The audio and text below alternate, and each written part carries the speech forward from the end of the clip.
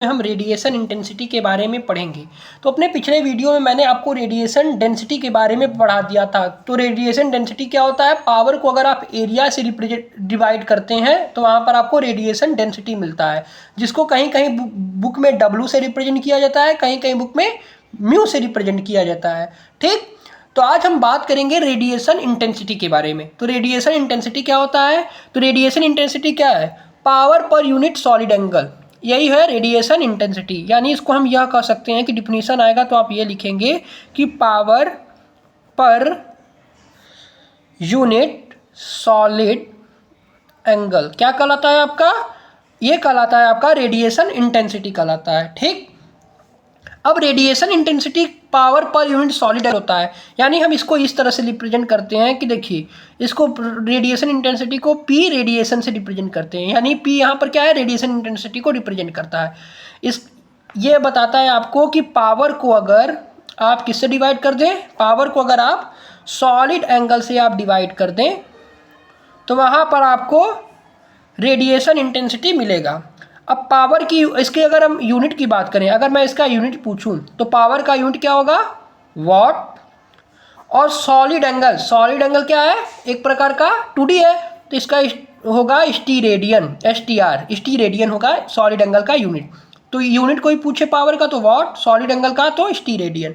तो ये है रेडिएशन इंटेंसिटी के बारे में। अब यहाँ पर हम इसका डेरिवेशन करेंगे। तो डेरिवेशन के लिए आपको क्या पता होना चाहिए? आपको पता होना चाहिए कि रेडिएशन डेंसिटी इलेक्ट्रिक फील्ड और मैग्नेटिक फील्ड के टर्म में, जो मैंने अपने पिछले वीडियो में आपको बताया था। तो देखिए, कहीं कहीं बुक में इसको W से, कहीं कहीं बुक में म्यू से रिप्रेजेंट किया जाता है। इसकी वैल्यू होती है R² W रेडियन। ठीक, ये होता है आपका क्या? अब इसको अगर हमको इलेक्ट्रिक फील्ड की टर्म में लिखना है तो क्या लिख सकते हैं? इसको इलेक्ट्रिक फील्ड की टर्म में लिखना चाहें तो क्या लिख सकते हैं हम इसको? E²/2n। वही मैग्नेटिक फील्ड के टर्म में लिखना चाहें तो NH²/2। तो ये U जो है इसी को हम इंटीग्रेट करेंगे। तो अगर हमको रेडिएशन इंटेंसिटी चाहिए तो सबसे पहले हमारे पास क्या होना चाहिए? कुछ उसमें एनर्जी का टर्म होना चाहिए, और क्या होना चाहिए? और वहाँ पर कुछ लिमिट होनी चाहिए, तभी तो हम इंटीग्रेशन कर सकते हैं ना। तो यहाँ पर एनर्जी का टर्म U है, ठीक है, रेडिएशन डेंसिटी आ गई। और इसी जैसे कि इलेक्ट्रिक फील्ड की टर्म में इसकी वैल्यू ये होती है, मैग्नेटिक फील्ड की टर्म में ये होती है। ठीक, ये होती है ना। आपने इसको करा था, मैं इसको करवाया था आपको, ठीक है। तो अब हम क्या करेंगे? अब हम रेडिएशन इंटेंसिटी का डेरिवेशन करेंगे। ठीक, तो अगर हमको रेडिएशन इंटेंसिटी निकालना है तो हमारे पास कुछ एनर्जी का टर्म होना चाहिए और कोई लिमिट होनी चाहिए। जैसे कि यहाँ पर हमारे पास म्यू और DO होना चाहिए। यानी देखिए, रेडिएशन इंटेंसिटी निकालना है तो आपके पास म्यू होना चाहिए। कहीं कहीं बुक में म्यू लिखता है, कहीं कहीं W लिखता है, तो इससे कंफ्यूज मत होइए। चलिए, मैं भी इसको म्यू ही मानता हूँ। ठीक, तो म्यू की वैल्यू होती है R²W, R रेडियन। ये आप लर्न कर लेंगे। इसकी वैल्यू होगी E²/2n, जो कि इलेक्ट्रिक फील्ड की टर्म में होता है। मैग्नेटिक फील्ड की टर्म में बात करें तो NH²/2। अब यहाँ पर क्वेश्चन अराइज होता है कि म्यू को तो हमको पता चल गया, ये है आपका R²W R रेडियन। ठीक, लेकिन D ओम क्या है? तो D ओम को मैंने अपने पिछले वीडियो में आपको बताया है। इसकी वैल्यू हम हमेशा लेते हैं sin theta d theta d phi के बराबर, ये लेते हैं ना।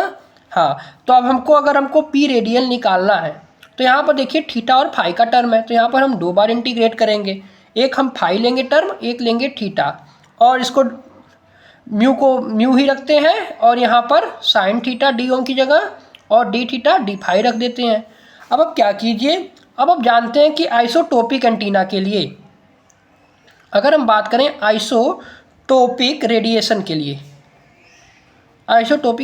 के लिए, अगर उसका पावर मान लीजिए,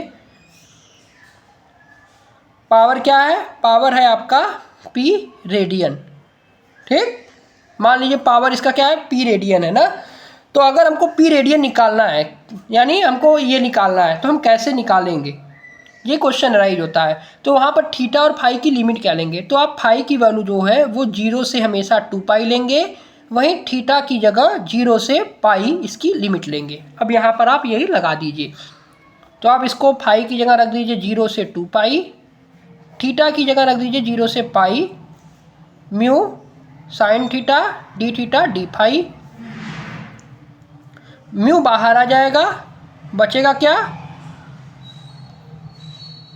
फाई की वैल्यू 0 से 2 पाई, थीटा की वैल्यू 0 से पाई, साइन थीटा, यानी देखिए यहाँ पर डी फाई आ गया, यहाँ पर आ गया साइन थीटा और डी थीटा आ गया। अब इसको इंटीग्रेट कीजिए तो म्यू बाहर आ जाएगा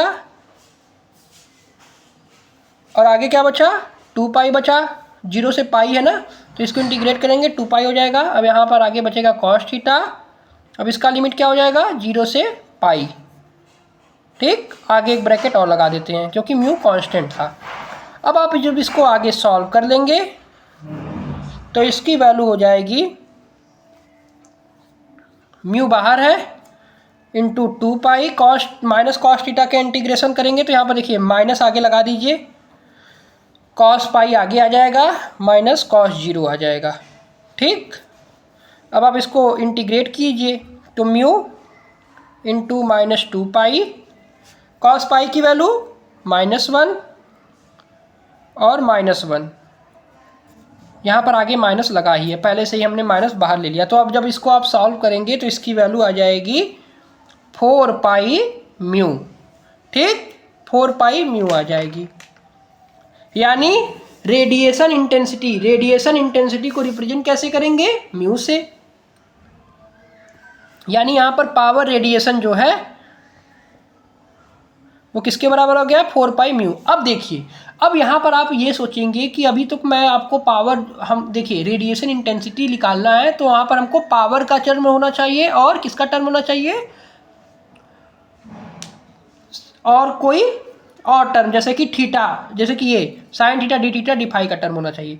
तो यही म्यू जो है, यही म्यू आपकी रेडिएशन इंटेंसिटी को रिप्रेजेंट करता है। मैं अभी जो बोला था कि ये पावर रेडिएशन ये जो है ये रिप्रेजेंट करता है, तो ये नहीं है, यहाँ पर म्यू जो है वो आपके रेडिएशन इंटेंसिटी को रिप्रेजेंट करता है। ये बात आप नोट की, यहाँ पर देखिए मैं गलत लिख दिया था, यानी रेडिएशन इंटेंसिटी को किससे रिप्रेजेंट करते हैं, म्यू से। इसकी वैल्यू क्या होती है, r² W रेडियन। ये रेडिएशन डेंसिटी नहीं है, ये रेडिएशन इंटेंसिटी है। क्या है, रेडिएशन इंटेंसिटी है। तो जब हमने इसको सॉल्व किया तो देखिए, अब रेडिएशन इंटेंसिटी है तो उसको सॉल्व करने के लिए आपके पास क्या होना चाहिए, पावर का टर्म होना चाहिए और सॉलिड एंगल होना चाहिए। तो इसीलिए यहाँ पर हमने पी रेडियन पावर का टर्म लिया। अब पावर का टर्म लेंगे और यहाँ पर हमको रेडिएशन इंटेंसिटी निकालना है तो इसको हम म्यू रख देते हैं, और यहाँ पर जो डी ओम है, यानी डी ओम जो है उसको हम जानते हैं साइन थीटा डी थीटा होता। फिर हमने इंटीग्रेट किया इसको, तो यहाँ से आपकी जो पावर रेडिएशन थी वो 4 पाई म्यू के बराबर आ गई। क्या आ गई, यहाँ से जब आप इसको सॉल्व किए, अब यहाँ पर थोड़ा लिख देते हैं ना, जब इसको आपने सॉल्व किया पूरा तो इसकी वैल्यू आ गई कि पावर रेडिएशन जो है वो 4 पाई म्यू के बराबर हो गया। तो म्यू की वैल्यू क्या हो गई, पावर रेडिएशन बटे 4 पाई। यही जो म्यू है, ठीक, वही रिप्रेजेंट करता है आपके रेडिएशन इंटेंसिटी को। ठीक, तो आप ये हमेशा नोट कर लेंगे। ये जो मैं पहले बोला था ना, ये थोड़ा सा मिसअंडरस्टैंडिंग हो गई, बस यहाँ पर हम पावर रेडिएशन लिख दिए थे गलती से, जो क्योंकि पावर तो पहले ही यहाँ पर लिखा था, लेकिन रेडिएशन इंटेंसिटी को रिप्रेजेंट किससे करते हैं, तो म्यू से रिप्रेजेंट करते हैं। तो अगर हमको रेडिएशन इंटेंसिटी निकालना है तो हमारे पास क्या होना चाहिए, पावर का टर्म होना चाहिए और सॉलिड एंगल का टर्म होना चाहिए। और यहाँ पर डी ओम की जगह साइन थीटा डी थीटा रख देंगे और लिमिट लगा देंगे, फाई की वैल्यू 0 से 2 पाई और थीटा की 0 से पाई। जब आप इसको सॉल्व करेंगे तो पावर ऑफ रेडिएशन की वैल्यू 4 पाई म्यू के बराबर आ जाएगी।